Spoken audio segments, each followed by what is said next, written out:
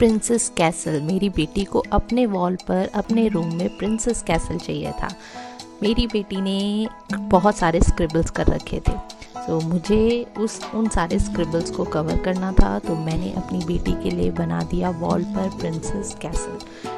इसको बनाने के लिए मुझे पहले एक ब्लूप्रिंट रेडी करना पड़ा कि कैसल कैसा बनेगा अकॉर्डिंग टू जो बेटी का बेड था उसके अकॉर्डिंग और जो वॉलपेपर थे उसके अकॉर्डिंग। ये वॉलपेपर 200x45 सेंटीमीटर्स के फ्लिपकार्ट और अमेज़ॉन पे मिल रहा था, और एक वॉलपेपर जो मैंने अपने लिविंग रूम में लगाया था ब्लू कलर का वो था। तो ये दोनों वॉलपेपर यूज़ करके मैंने कैसल रेडी किया। देखा एक पेपर पे पहले कि ये कैसा लगेगा, फिर उसके अकॉर्डिंग साइजेस और जो मेरे बेड के पीछे की वॉल मुझे कवर करनी थी, जितने पे बच्चों ने स्क्रिबल कर रखे थे उनको कवर करने के अकॉर्डिंग मैंने फिर ऑर्डर किया।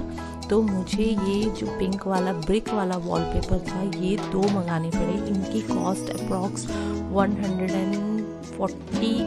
145 ऐसे कुछ थी एक वॉलपेपर की कॉस्ट, जो 200x45 सेंटीमीटर के आते हैं। और इनके ये एड्रेसेबल वॉलपेपर होते हैं, इनको अप्लाई करना बहुत इजी होता है, स्टिक हो जाते हैं इजीली, और इनके पीछे मार्किंग्स होती हैं जिससे हम इनको स्ट्रेट काट सकते हैं जितनी ज़रूरत है।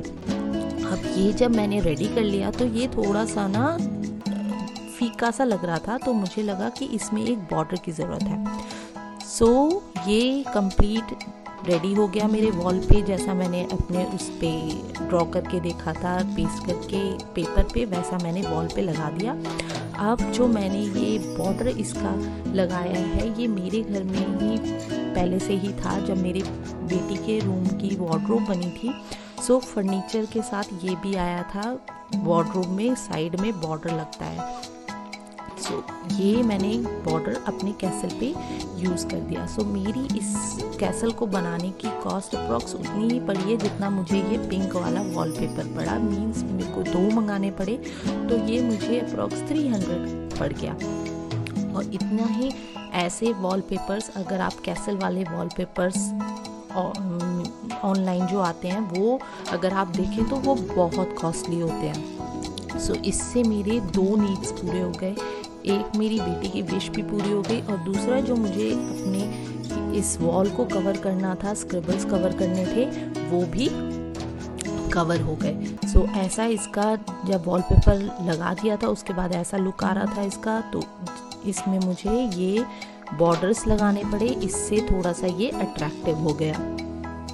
अब मैं ऑनलाइन सर्च कर रही थी कि बच्चों के जो स्क्रिबल्स होते हैं उनको हम कैसे कैसे हाइड कर सकते हैं या कैसे कंट्रोल कर सकते हैं। तो ऑनलाइन मुझे इसकी सर्च करते टाइम ये भी पता चला कि ये जो बच्चों के स्क्रिबल्स होते हैं, साइकोलॉजिस्ट इनको कहते हैं कि ये हेल्दी एक्टिविटी है बच्चों की, कि उनको एक सेंस ऑफ फ्रीडम मिलती है, उनको हेल्थ मतलब वो उसको अच्छा ही मानते हैं कि एक इंडिपेंडेंस की सेंस उनको मिलती है। तो हमें बच्चों को रोकना नहीं चाहिए, रेदर देन हमें उनको एक घर का एक कॉर्नर प्रोवाइड करना चाहिए जिस पे वो अपनी क्रिएटिविटी शो कर सके।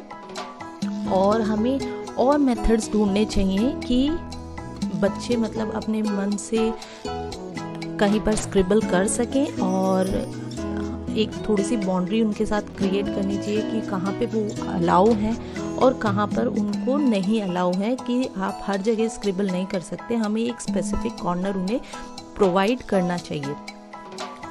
तो ये थी कुछ मेरे मैंने जो ऑनलाइन सर्च किया था, उसमें था कि हम डिश वॉशिंग से इन वॉल्स को क्लीन कर सकते हैं, ग्लास क्लीनर से इन्हें क्लीन कर सकते हैं, बेकिंग सोडा हम यूज़ कर सकते हैं क्लीन करने के लिए, और भी कुछ मेथड से जैसे विनेगर हो गया। बट एक और था, टूथपेस्ट था कि हम टूथपेस्ट से इन्हें क्लीन कर सकते हैं। बट जो मुझे बेस्ट लगा वो ये था कि मैं वॉलपेपर से इसे कवर कर दूं ताकि मेरी बेटी की विश हो जाए पूरी। सो कैसा लगा आपको ये? अगर अच्छा लगा हो तो लाइक करना मत भूलिए।